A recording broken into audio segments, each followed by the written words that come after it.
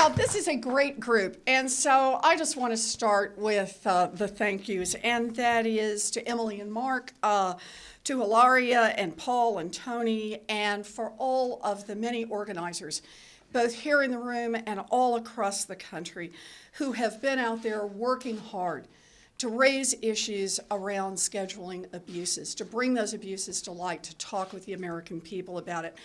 I also want to give a very special thanks to UFCW and NWLC. Both organizations have really been staunch in support, and I just want to say thank you for all of that. It makes a big difference. And I want to say a very special thank you to co-sponsors in the Senate, to Senator Murray, who is a leader, and of course the ranking member on HELP, and we're going to count on her for this. And Senator Murphy, who sits down at the end of the HELP horseshoe where I do. We add energy to that end. Thank you, Senator Murphy. Senator Blumenthal, who was already here, as you all know, we're in the Senate. We've moved the schedules around. The House is also moving schedules around. But we are very grateful to Congressman Scott and to Congresswoman DeLauro, who are part of this, and I hope they're going to be here soon to talk about. We're going to keep tap dancing until they do. We will make this happen. You know, my point here is pretty straightforward. This is about basic fairness. A single mom should know if her hours have been canceled before she arranges for daycare and drives halfway across town.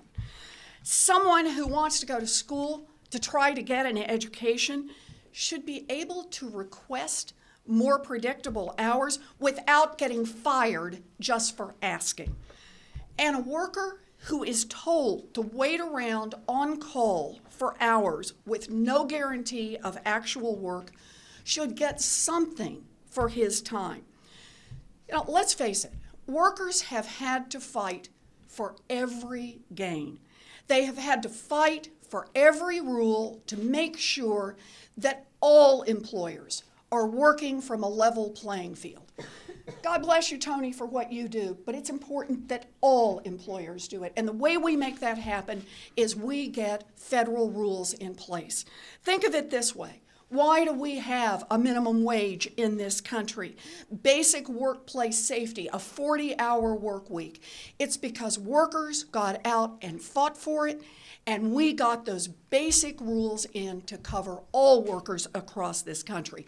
Now it is time for workers to fight for basic fairness in scheduling, and that's what we're here for today. Now, I know it's not easy to get anything passed in Washington. I do have my eyes open on this, but you can't win what you don't fight for. So I'm going to keep on fighting so that working families have a fighting chance at success.